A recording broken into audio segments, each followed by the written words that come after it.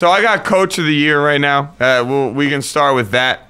Now, Coach of the Year is usually won by a coach that's either led his team farther than people expected them to go, had them do things that people didn't expect them to be able to do, or maybe got them through, you started the season 0-2 and then ended up wheeling out 7 in a row and then, ended 10 wins, something like that.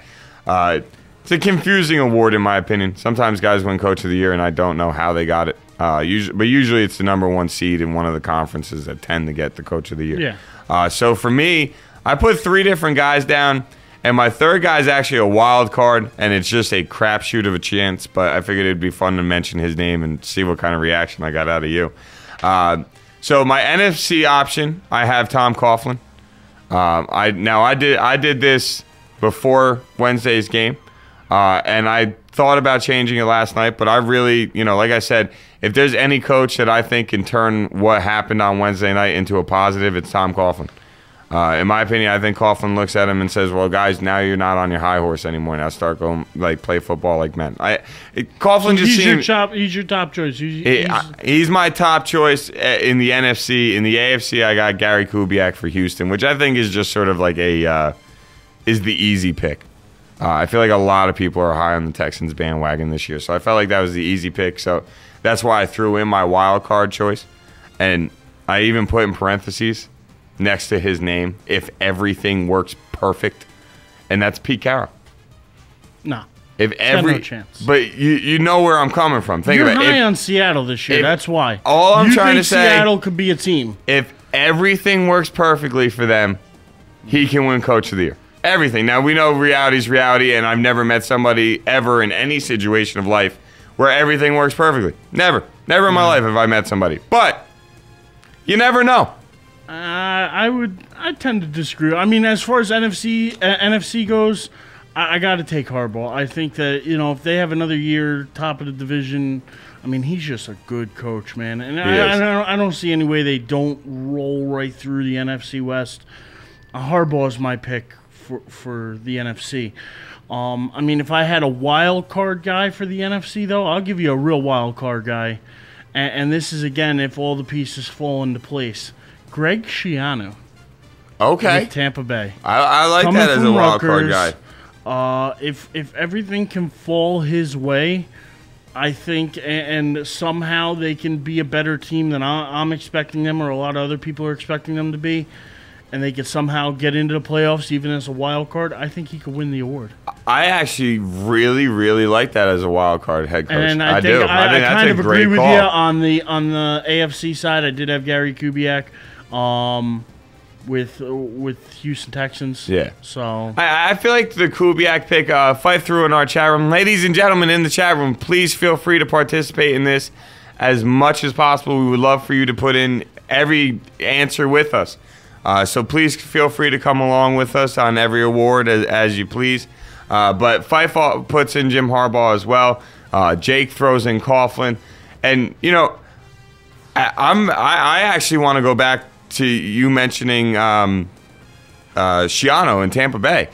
Because if you really think about it, 2 years ago, that's a 10-6 team that barely missed the playoffs due to tiebreakers. Yeah. That small tiebreakers, not record tiebreakers, better conference record or whatever the tiebreaker was that made the deciding decision. But, I really like that call because I think that if he can get them back to the team they were, 2 years ago, then you got to give the man credit. You got to give him respect for what he did. And not to mention, I'm sorry, what he did with Eric LeGrand, that to me, I mean, I get it. He was his coach in college, so he already had a connection with the kid. But that Eric LeGrand story is just such a heartwarming situation. And the fact that Schiano let him sign an NFL contract and that Tampa Bay agreed to it, you just got to respect that. I mean, that's just a tough conference down there in the NFC South. So that's why I'm saying if everything could fall right, because, I mean, Carolina's not going to be an easy game this year. The Saints and the Falcons. Yeah, it's going to be a tough division, but there's going to be 3 tough teams up there in the NFC North as well, with Green Bay, Detroit, and the Bears. So it's going to be tough And they got to play, and they've got to play the NFC East this year, the NFC South. That's why I think only one team from the NFC East, and I think only one team from the NFC West is going to get in. I think the wild card teams are really going to come from the North and the South. Yeah, and that's obviously something we're going to get into in a little bit. What we think, who's coming out of where, and so on and so forth. Now, I really like that. That was a great wild card pick. That was a great idea. I like that. All right. What's the next one? Let's move on to. I've got Defensive Rookie of the Year in front of me. Okay. All right. Oh, real quick before I forget, let me throw out Mike's picks. He's got Jim Harbaugh, Coughlin, and then he actually put Pete Carroll, and in parentheses he put if his draft picks work out, and he went into like the Bruce Irvin pick as the pass rusher in the first round. Like that was a real risky pick, and he pretty much agrees with me. It's a situation where if everything goes exactly how Pete Carroll hopes it does, then he has the opportunity to win Coach of the Year. But let's be serious here. Odds have it that's not even going to come close to happening. As a Cowboy fan, I'll get a chance to see that soon.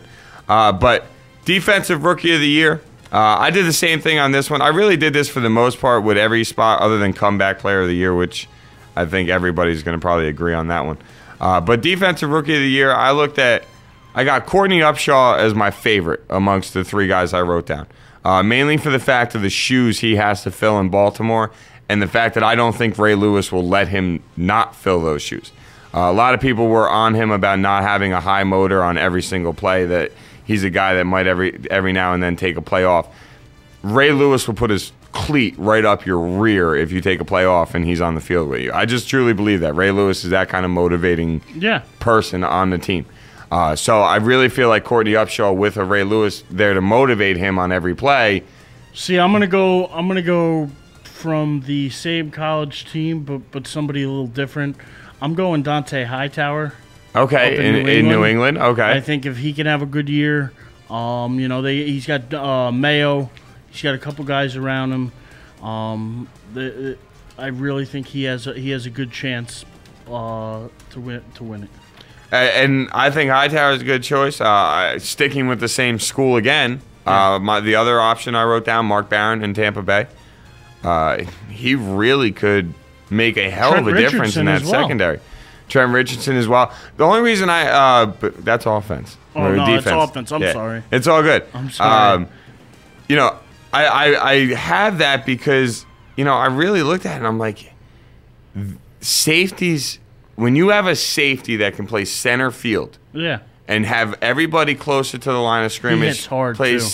He hits real hard. That's what I mean. I feel like he could. Think about it. A big goal line stand, keep somebody out of the end zone. Maybe pick off Drew Brees and Cam Newton a couple times this year.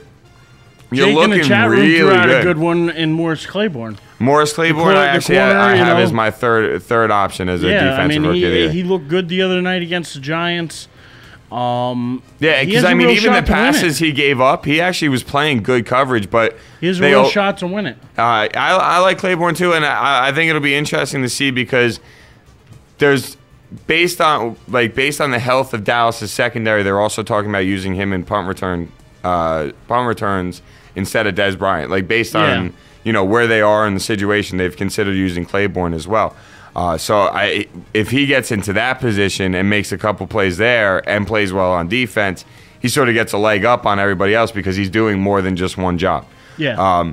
But I like all those guys. I think all those guys have potential. And then, ironically enough, in my opinion, what's crazy to think about is every guy we named is either a first-round pick or Upshaw an early second-round pick. Yeah. Most of the Claiborne and Barron are both top 10 picks. Yeah. And the funny thing is 9 out of 10 times an award like this is won by some guy you didn't even hear of. Some guy that was drafted in like the 4th or 5th round but found a spot on a roster, somebody gets hurt, and they start and make an impact all year. And that's why we love football, because every year some guy, last year was Victor Cruz and Cam Newton.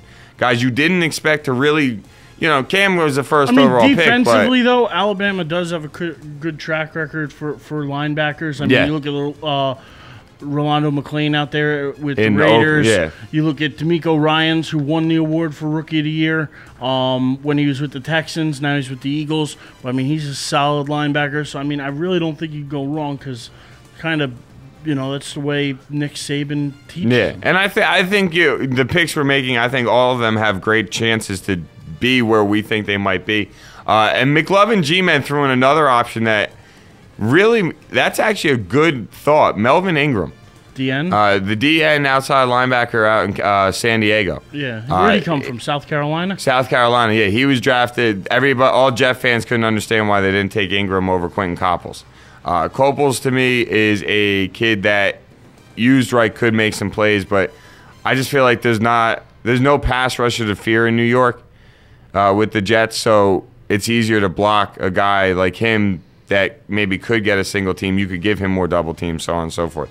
But I think Ingram's actually a good choice.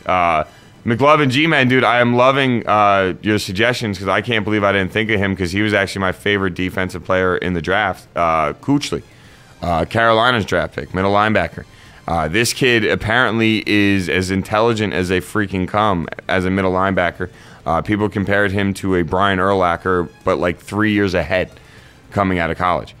So Urlacher wasn't. I'm pretty sure he played safety in college, and he really didn't convert to linebacker until he got to the NFL. Well, what I mean by that is that Urlacher came into the NFL, played linebacker, and it took him a few years before people called him Urlacher. You know what I mean? But I think that's because he switched positions. Because it took him time to transition into being a linebacker. Exactly. I just really like this Kuechly kid. I think he is a very talented kid, and he has the one thing that no matter how many practices and games you play, you can't teach, and that's the intelligence part of the game. Yeah. He's the guy that he understands it, and that's what you need out of your middle linebacker, the guy that understands it and organizes your defense, so on and so forth. All right, well, so we've just rattled off a whole bunch of names defense-wise, but I mean, I think we should switch on over to the offense. Your guy, just your one guy. You're sticking with Hightower's your guy as your defensive rookie of the year. Hightower is my guy. Okay, a defensive player. And I'm going to stick with Courtney Upshaw just to stick with the guy. Now let's move on to offensive rookie of the year. Now I feel like your obvious answers. I don't really think many people are going to sit there and say outside of Andrew Luck, RG3. Then you've got Trent Richardson. Yeah. I also put down Doug Martin as a possibility, rookie running back down in Tampa Bay. I mean, my pick, though, I think, it's hard to go against Luck, so I kind of got to go with him. I think that if he can put together some numbers, I think he's got the best chance to win it. And that's the thing about these Rookie of the Year awards. Your win-loss record means nothing. There's so many rookie quarterbacks this year that this may be the year a rookie quarterback doesn't win Rookie of the Year, though. It could be... that's a good point. I mean... It could be that type of season where Doug Martin or Trent Richardson can do enough to get the award. You almost look at them as the backbone of their team because that's how you're going to look at the quarterbacks. You're going to sit there and say, well, you're the most important player of the team. So, especially in Cleveland, Trent Richardson, to me, has a great opportunity. Now, I do believe they do AFC Rookie of the Year and NFC Rookie of the Year, but me and you we don't need to get into all that. I like Rookie of the Year. And, to me, Richardson especially is a guy, being on Cleveland, he's their number one weapon offensively. He's a beast. That's what I mean. He's their number one weapon. So you got to think about it. Even if they go 5-11, if he goes around 2,000 all-purpose yards and double-digit touchdowns, it's going to be really hard to sit there and say, no, you don't deserve Offensive Rookie of the Year. I'm sorry. You're the only guy on their entire offense. If you have Andrew Luck, who throws for, say, over 3,000 yards and 20 touchdowns, it's going to be hard to not give it to him as well. If you say he throws 25 touchdowns, 10 picks, throws for 3,500 yards, how do you say no? You were very happy you drafted him, too. That'd be a hell of a rookie season. And that's the point. And I don't think record for a team has as much of an impact on this award as, say, like MVP or Defensive Player of the Year or Offensive Player of the Year. Like, to me, those awards are affected by your team's record because to be the Player of the Year at that side of the ball, you got to impact it. G-Man is in here saying that he sleeper could be Kendall Wright, from what people are saying. I don't necessarily see that. I know Jake in the chat room as well has been trying to push Russell Wilson. I mean, we've beaten that kid to death already. I'm the Russell Wilson fan. I'm not. He's the Russell Wilson non-fan. I really think by this point next year, you'll be talking about whoever the next quarterback of Seattle's going to be. Is it Matt Flynn time finally next year? I know what you're saying. Could be Matt Flynn time come week 6 of this year. Well, I actually agree with McLovin G-Men about Kendall Wright. Could definitely be a sleeper. It's hard to win offensive rookie of the year as a wide receiver. It's really hard to do. That's why I don't see it happen. Just mainly because of the fact that your reception total has to be through the roof to really be considered offensive rookie of the year. Not even yards and touchdowns. Your receptions, like how much of an impact did you have on your team's offense?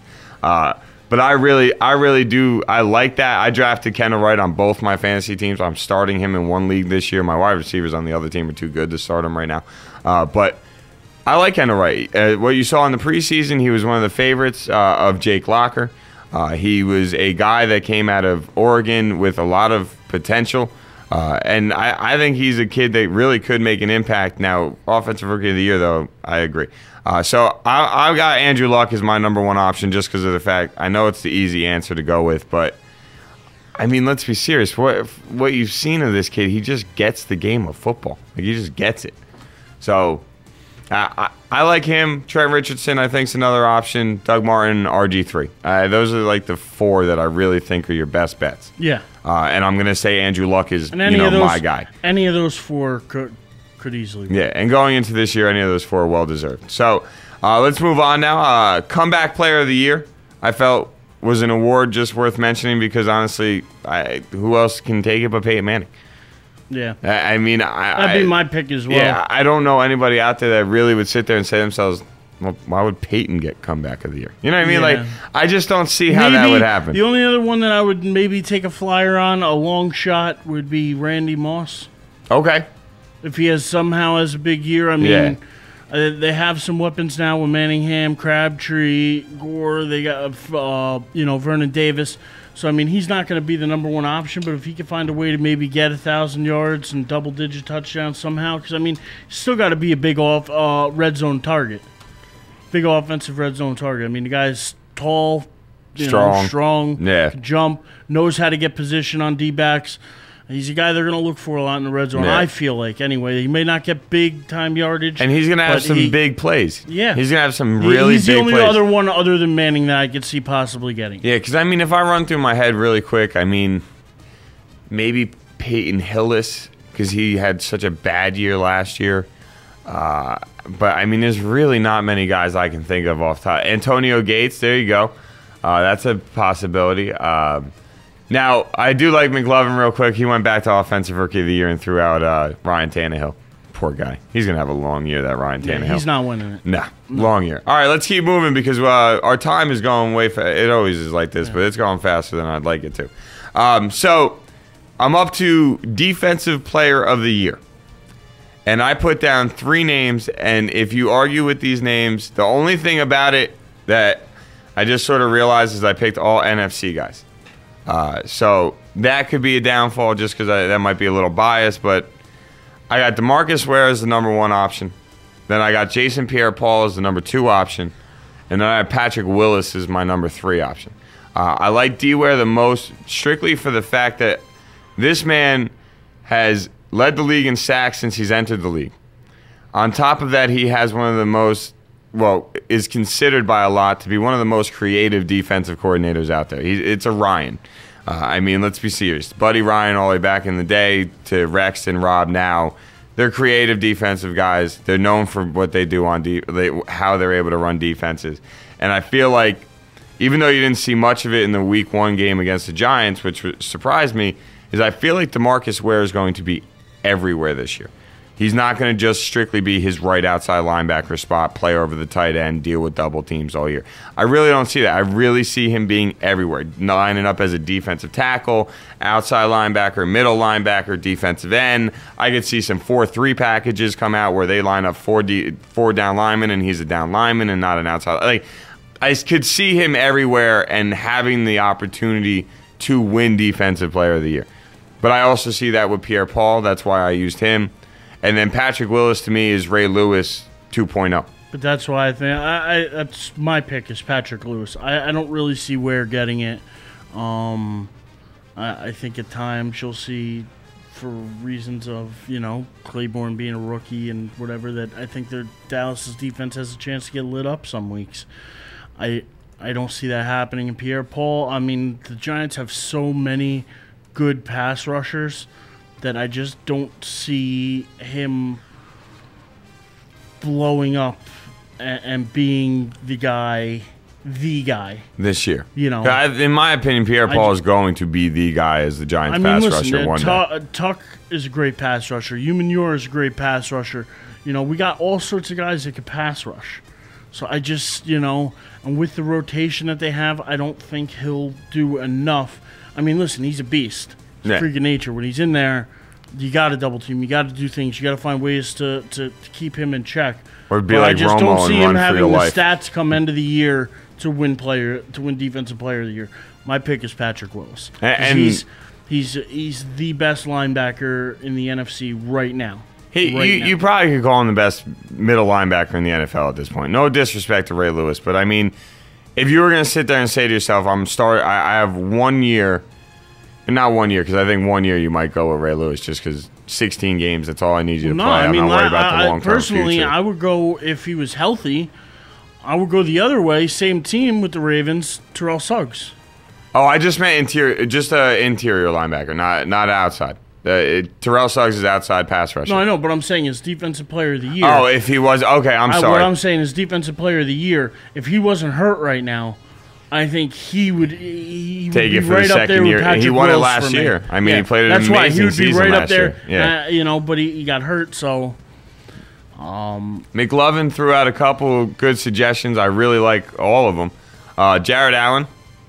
Troy Polamalu. I mean, let's be serious. When Troy Polamalu... Ed Reed's too old. He's not going to win it. Revis, he doesn't get enough balls thrown in his direction. They pick more on Cromartie than they do him, so he's not going to get it.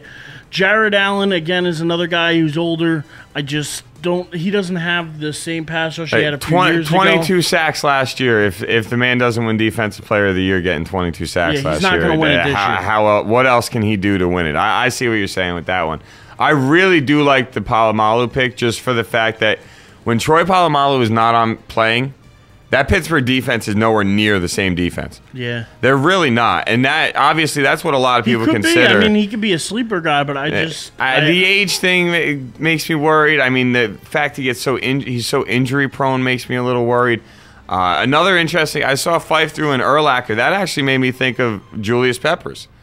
Yeah. Hey, that's another option. Again, there's just too many D lineman type guys that I just. Well, it's the fact you got to do more than just sack guys. Exactly. If you're gonna sack them, you got to force fumbles. If you're gonna force fumbles, you got to recover fumbles. If you're not gonna do that, you got to drop in coverage. You got interceptions. But that's why I feel like the linebackers get more of an advantage come, the award time, is because they do rush the passer. They do drop back in coverage. They do have a lot of tackles. That's why I see Willis. He's the focal point of a great 49ers defense. That's why I see him winning.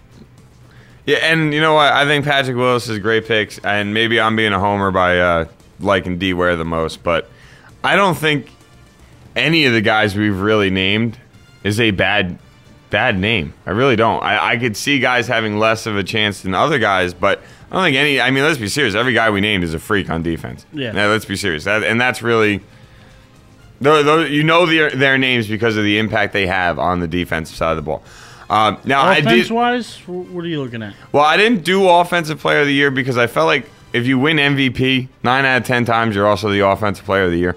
Unless the MVP is a defensive guy, and then he usually wins Defensive Player of the Year, but that barely ever happens in my opinion. So who you got for MVP? My MVPs, I have either one of the two Manning brothers or Ray Rice. I have, for some reason, those are the three names that when I sat there and thought about who could win MVP, those are the three names that came to my head. One of the two Manning brothers, I got Eli or Peyton. I could see either one, and I put down Ray Rice. I don't have either of them winning it this year. Although Peyton has a chance for comeback player of the year, I don't see him also winning MVP. My pick for MVP, I mean, there's the obvious one of my number one guy of Aaron Rodgers. Yeah. And if he could lead the pack to a great record and through that really tough division, I think he could deserve it. And the other one is Drew Brees. I mean, I think Brees, with all that happened with the Bounty Gate scandal, with all the suspensions, with the coaches not being there, I mean, with everything going on in New Orleans, if he could find a way to win 10, 11 games and throw for over 4,000 yards and have 30-plus touchdowns, I think that they would give it to him. Yeah. I really do, because he would have to overcome a lot. He's missing guys on defense. He's missing his head coach. He's missing the backup head coach. He's missing he's down to like his third head coach granted, right now. He pretty much runs that offense as is, but I mean, that's a lot to put on a player's shoulders. Listen, it's your show now. We're not here to help you. You got to run it yourself. And I think if he could stand up to that adversity, I think he's got a chance to win the award. Like, he could be this year's MVP. And I actually think that's not a bad option at all, to be completely honest with you, because if you really think about it, everything falls on his shoulders this year. Every single thing falls on his shoulders this year. So, Drew's going to be your guy, or Aaron's going to be your guy? Drew's going to be your guy. If I'm going to pick a guy, if I have to pick a guy, I'm going to go with Ray Rice.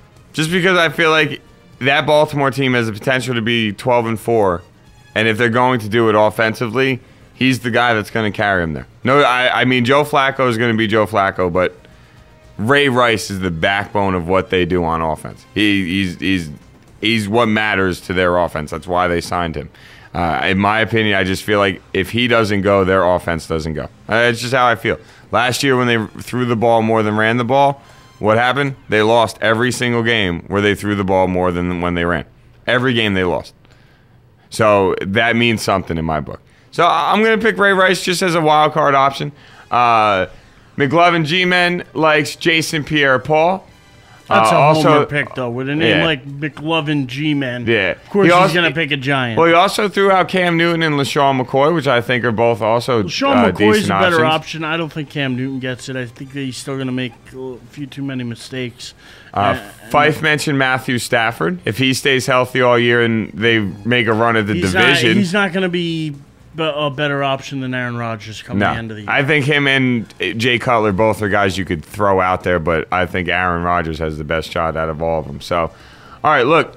So is that Drew Brees your guy? I'm going to make Ray Rice my guy.